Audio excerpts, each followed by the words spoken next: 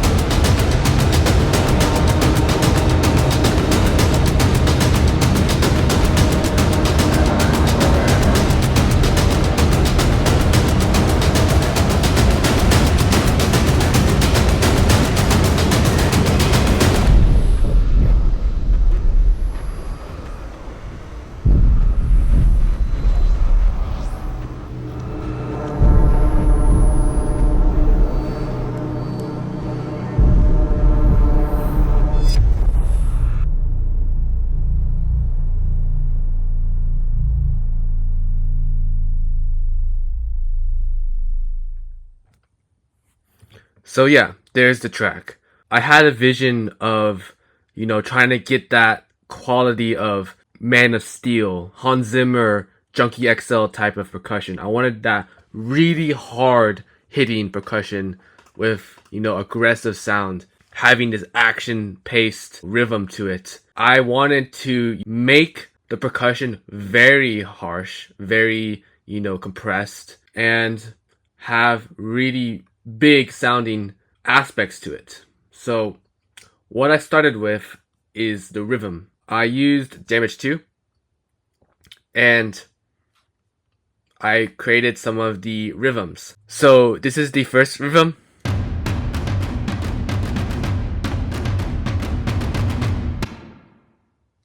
And as you can see in my timeline, it loops all the way to 17 to 33. This is the Armageddon 2 patch from Damage 2. I didn't do much to it besides bringing the mic, the hall closer, because I wanted reverb to be less prominent. The second patch I used was Devastator Breakout Pro Close Taikos. Here's what it looks like. I did take off the sequencer so I could get specific rhythms I wanted in the MIDI. I used this one, the second round robin. And here's what it sounds like.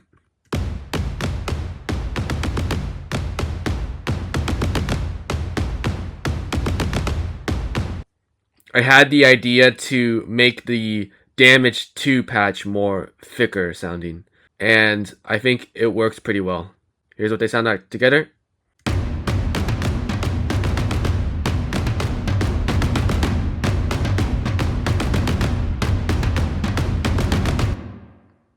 Yeah, I think that's pretty cool.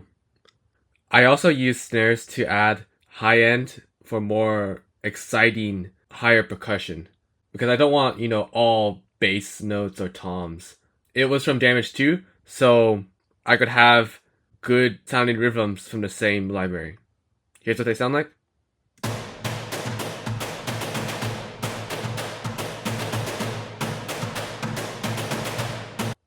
These are the found sound combos. Here I created rhythms with toms. These toms were from Fracture Sounds. Yeah. And here's the rhythm.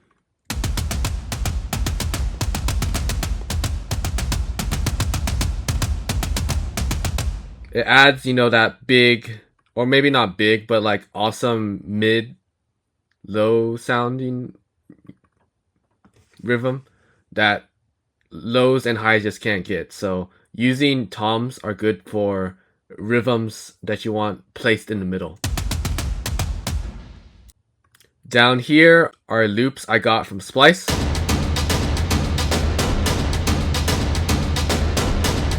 Now, what's interesting about these loops is that I put Decapitator on, and you can put the Decapitator on any loops and it will sound awesome gritty. Basically, I added drive to it to add that grit. I also stretched these out just slightly because they weren't in the correct BPM.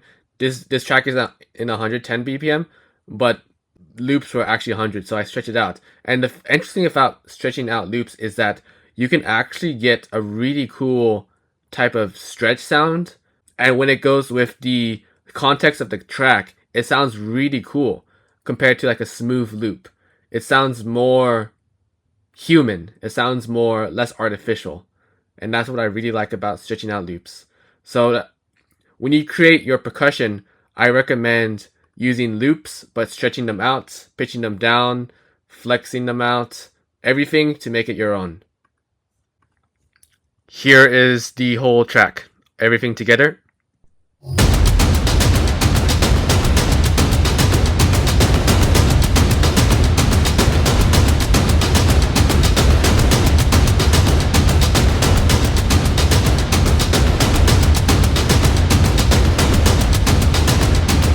Thank you guys for watching the video. Remember, if you can dream it, you can produce it. Don't forget to hit that subscribe button, and I hope to see you in the next video.